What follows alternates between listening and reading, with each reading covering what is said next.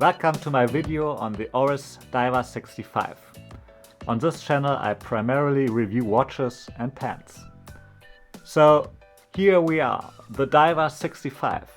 Yeah, it's a classic design with modern upgrades, but is it worth the price after 1 year of ownership and making it a proper choice for any watch enthusiast?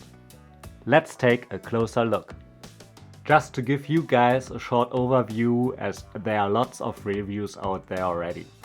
I also made 3 more videos about my ORIS Divers 65, an unboxing, review and on tour video. So if you're interested, I leave the links below. This video is more about what I like and dislike after 1 year of wearing it. And what I feel is important to let you guys know before you buy this watch. The ORIS Divers 65 is a classic dive watch featuring a unidirectional rotating bezel made from aluminium and has a water resistance rating of up to 100 meters. The case is made of stainless steel and is a 40 millimeter in diameter, making it both comfortable and durable to wear.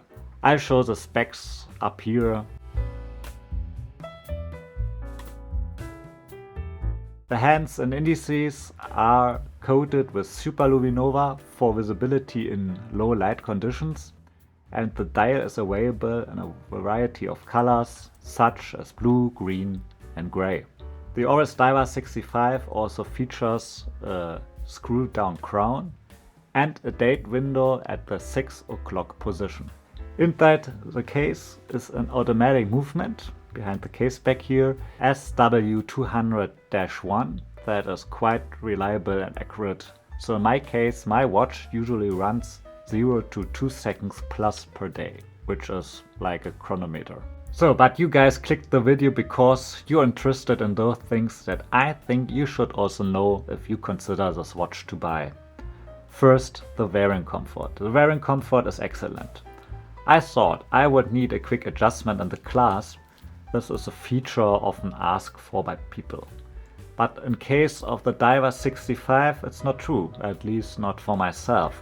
The bracelet is so comfy and balances my watch head so well that these micro holes, here you can see them, that's 5 micro holes, are more than sufficient for changing the bracelet size once in a while. So furthermore, the watch is light, you know? And during 1 year of ownership and regular wearing, I haven't changed the fit of the bracelet once. Sure, sometimes it's a little bit too tight or a little bit too loose, but all in all it doesn't affect the wearing experience. And it sits well on my wrist, and yeah, I couldn't be happier, honestly. I haven't expected this, you know, that it would be so easy to wear the watch, because I also watched all the reviews. Yeah, you need a micro adjustment thing on the fly, and it's yeah, it's important, and I see the benefit, you know, but for this watch, well, it's not necessary, you know. Second, the watch is in excellent condition for wearing it 4 to 5 times a week. The brushed parts hide microswords perfectly. As you can see, the clasp, everything, it's in really good condition. Yeah, here. And the domed sapphire glass really protects the head of the watch well. You know, I was kind of worried about the durability of the aluminium bezel, which is not as tough as ceramic, obviously. But as you can see from the footage, there's not a single mark on the aluminium bezel. It's really good, you know. If sometimes I bang my watch on the door, you know, these are things that happen easily. And this domed sapphire, which you can see, it's really high in comparison to the rest of the watch, and yeah, that's a cool thing. It's not only a feature for a retro watch, but it also protects everything around these domed bezels. So that is really good and convenient. And what I also really like is the thin clasp. And you know, I also have the ORIS Aquis, and I really like the possibility for the micro adjustment on the fly thing for this kind of diver, but when I do desk diving, I prefer to wear this watch because of the thin clasp, you know? I will show you some footage, but for desk diving it's so much more comfortable to have a flat clasp in comparison to the thicker one of the ORIS Aquis. That's really cool. So in general, all the things, all the features fits perfectly. Everything is almost perfect on this watch, except maybe the price, or yeah, I would wish for better movement, or at least for a longer power reserve or some magnetic protection. But the other things are really nice. So next is the bronze outer ring of the bezel. As you can see, it's quite darker than at the beginning, which is natural, or it's on purpose. If you have a bronze, that will darken. And also I'm turning the bezel from time to time with my fingers, not with my gloves. There's no green parts stemming from oxidized bronze. I really like this. Maybe it also due to the weather conditions in Germany, but it still looks really good, so I'm not afraid that this bezel outer ring will turn green. And if so, I mean, you know how to clean bronze. There are a lot of reviews and videos out there which shows how to do this, so I don't care. It's pretty good and I really like, yeah, that bronze tone on this watch. I mean, it's just perfect. The colors, the composition, it can't get better for this price point, and thanks to ORIS for making a great watch.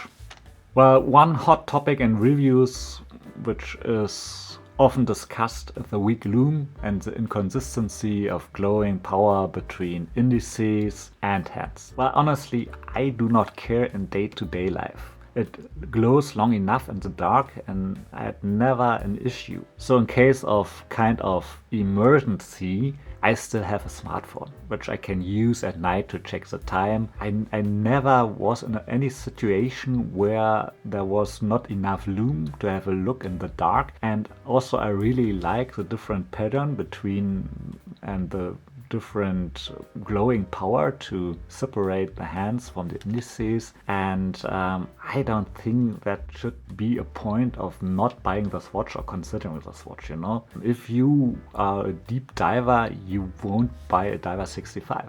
I mean, it's a purposeful watch, but it's a fashion watch, you know, it's a jewelry. So I don't know. If I do diving or swimming, I won't put on this watch. I mean, you can. I would choose another watch for doing this. So I don't think that it's a feature which is the most important one to decide if you buy a watch or if you don't buy a watch in this category.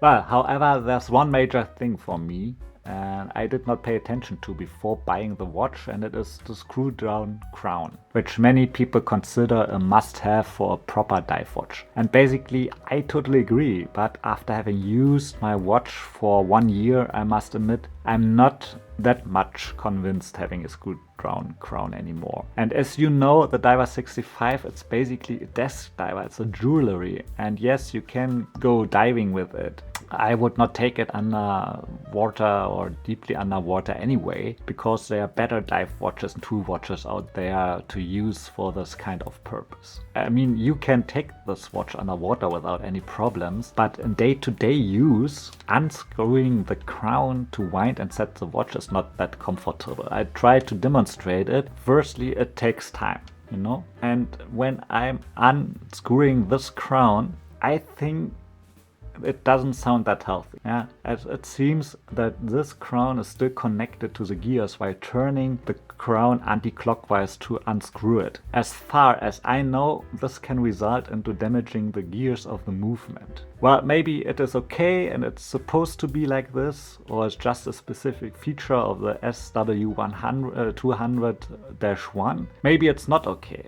I will ask my AD next time I'm going there. Well, There are lots of discussions, guys. Don't get me wrong.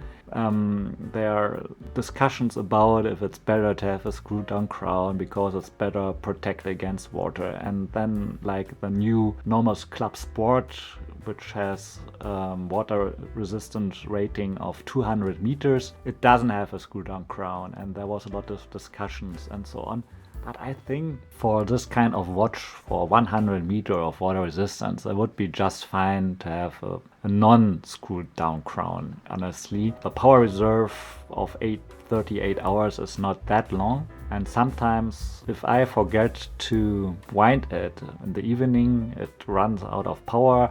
Depending on how much I'm moving, you know, it's a desk diver. I'm sitting in the office on the PC for a long time and I'm not moving my arm long enough. So sometimes the juice of the movement is just running out, and then I have to unscrew the crown and wind it and so on. And every time I think, hopefully I do not damage the movement. So yeah, I think it's not a feature that is that much important to decide if you like the watch or not, but it's something I noticed during 1 year of ownership and wearing this watch.